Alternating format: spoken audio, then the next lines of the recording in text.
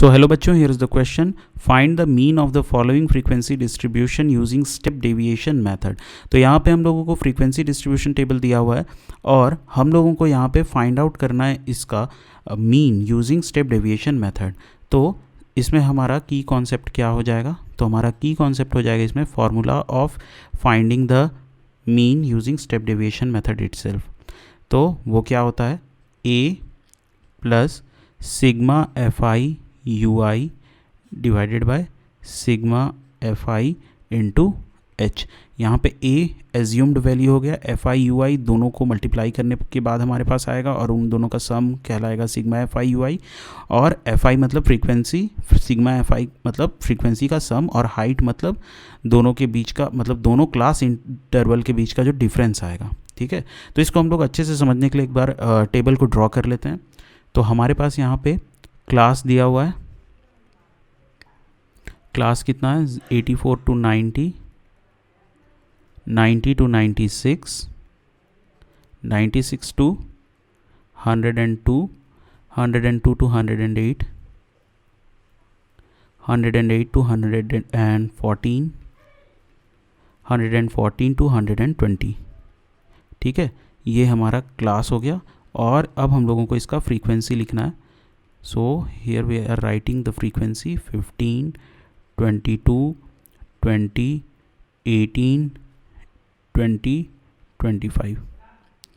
अब हम लोगों को यहाँ पे यू आई एक्स आई पहले निकालना पड़ेगा। एक्स आई मतलब मिड वैल्यू। तो मिड वैल्यू हम लोग किस तरह से निकालते हैं? तो ये जो लोअर लिमिट है और ये जो अपर लिमिट है, दोनों को हम लोग ऐड करेंगे पहले, और ऐड करने के बाद 2 से डिवाइड कर देंगे। तो जो वैल्यू आएगा वो हमारा मिड वैल्यू कहलाएगा। ये एक्स आई क्या हो गया? एक्स आई हमारा मिड वैल्यू हो गया। और ये हम लोग कैसे निकालेंगे? Lower limit plus upper limit divided by 2। ठीक है, तो ये कितना हो जाएगा? 84 प्लस 90 डिवाइडेड बाय 2 इज़ 87। और फिर ये हो जाएगा 90 plus 96 divided by 2 is 93। And here 99, 105, 111 और 117। ओके, अब यहाँ पे हम लोगों ने मिड वैल्यू निकाल लिया। अब यहाँ पे हम लोगों को यू आई निकालना है। ठीक है, तो यू आई कैसे निकलता है? तो यू आई का फॉर्मूला होता है x I minus A divided by H. तो यहाँ पे एक्स आई तो हम लोगों के पास है, ए मतलब हम लोगों को एज्यूम्ड वैल्यू यहाँ पे एक लेना पड़ेगा। तो एक्स आई हम लोग काउंट करते हैं टोटल कितना फ्रीक्वेंसी है यहाँ पे। तो 1 2 3 4 5 6, so there are 6 frequencies given here. तो यहाँ पे हम लोग किसी मिड वाले वैल्यू को हम लोग क्या करेंगे? एज्यूम कर लेंगे। तो हम लोग लेटेस्ट से 99 ये वाले टर्म को एज्यूम कर रहे हैं। तो ये कितना हो जाएगा? फार्मूला में हम लोग बैठाएंगे तो हमारे पास आ जाएगा 87 minus 99 divided by H. H कितना है? 6। तो ये कितना आ जाएगा? -2, ये आ जाएगा -1, ये आ जाएगा 0, ये आ जाएगा 1 2 3। ओके, तो ये हमारे पास आ गया। अब हम लोगों को एफ आई यू आई निकालना है, दोनों का मल्टीप्लिकेशन। सो 15 इंटू -2 इज़ -30, और ये हो जाएगा -22, और फिर ये तो 0 हो जाएगा क्योंकि यहाँ पे यू आई का वैल्यू 0 है। फिर यहाँ 1 इंटू 18 दैट इज़ 18, उसके बाद 20 इंटू 2 दैट इज़ 40, उसके बाद 25 इंटू 3 दैट इज़ 75। ठीक है, अब sigma F I U I कितना आ गया? सिग्मा एफ आई यू आई हमारे पास आया 81।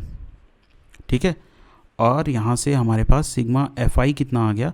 तो सिग्मा एफ आई हमारे पास आ गया 120। ओके, अब इसका कैलकुलेशन हम लोग नेक्स्ट स्लाइड में करते हैं। ठीक है, सो यहाँ पे हम लोगों के पास मीन का फॉर्मूला क्या है? सो यहाँ पे हम लोगों के पास मीन का फॉर्मूला क्या है? तो मीन का फॉर्मूला है A plus sigma F I U I divided by sigma F I into H.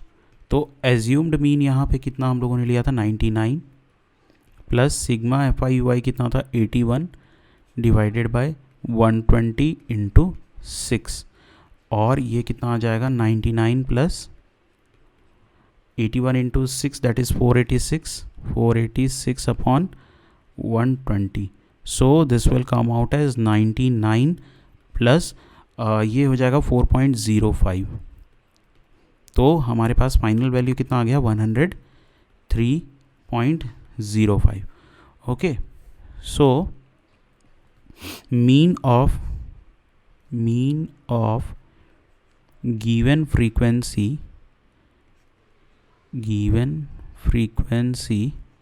is 103.05. Okay, so this is our final answer. I hope you understood it very well. Thank you and all the very best.